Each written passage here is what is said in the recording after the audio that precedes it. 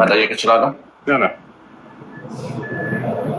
የምሰራበት አካባቢ ክርስቲያኖች የበዙበት ነው እና የሙስሊም ስጋ ቤት አላገኝም። በብዛት እጠቀማለሁ እና እንዴት ይታያል?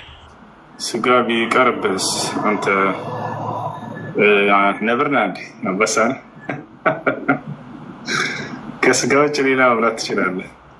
እና ስጋ ይብራብ እንደሱ ከሆነ ከአላህ ስም ውጭ በሌላ ስም የሚታረዱ ስጋዎች አይፈቀዱም በኢስላም። አላህ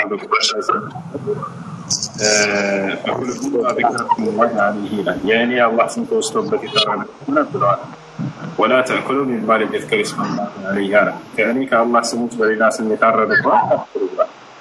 እዚያ ክርስቲያኖች በአላህ ስም ወይም ብስሚላህ ወለሚያርዱ ከሆነ ይበላል። አይሁዶች እና ክርስቲያኖች በአላህ ስም ቢያርዱ አላህ በቁርአን ላይ ስለተናገረ ወጣዓሙ ለዚነ ኡቱል ኪታብ ሒሉን ለኩም ይላል። ለእነዚያ መጽሐፍ የተሰጡት ክርስቲያኖች እነርሱ ምግብ ለእናንተ ተፈቅዷል።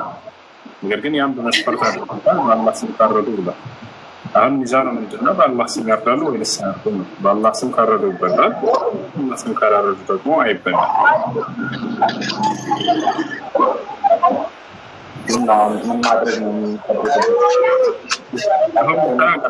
በአላህ ስም ከሆነ የሚያርዱት ይበላል። አላህ ስሞች በሌላ ስም ከሆነ የሚያርዱት አይበላል። ስለዚህ አንተ እንስሳ አግኝተህ ፍየል ወይንም በግ አግኝተህ መግዛትና ማረድ መብላት ከሆነ በዚያ መልኩ ትበላለህ።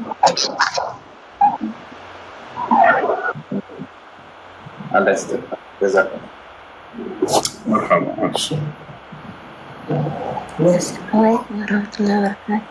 አለይኩም ሰላም።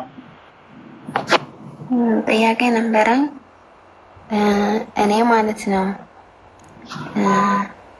ባል ነበረኝ እና ባሌ ጋር እየኖርኩ የኔ ቤት ውስጥ ብዙም አይመቸኝም ነበረ እና በመካከል እርግዝና ተፈጠረና የኔ 3 ወር አካባቢ እንደሆንኩ ከባለቤቴ ጋር ተጣላሁ።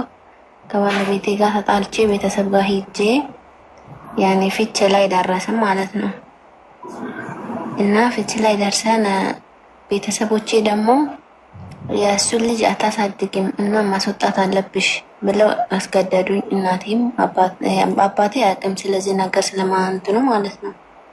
እህቶቼ ወንድሞቼ እንደዛ አድርገው ያንን እንዳስወጣ አስደረጉኝ እና ይሄ በእኔ ላይ ነው ወላ በቤተሰቦቼ ላይ ነው? እንትን ነው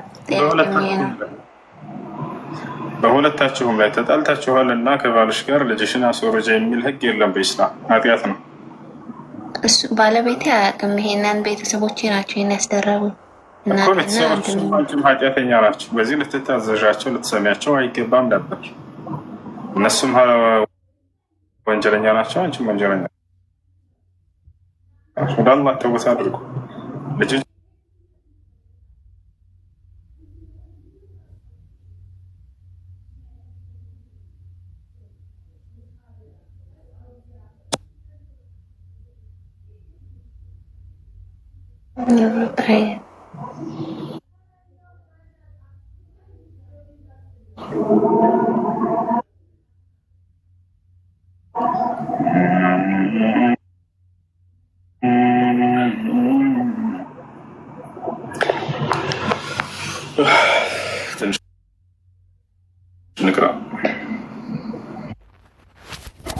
السلام عليكم وسوم.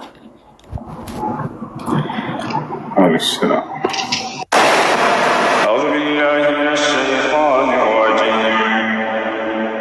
يا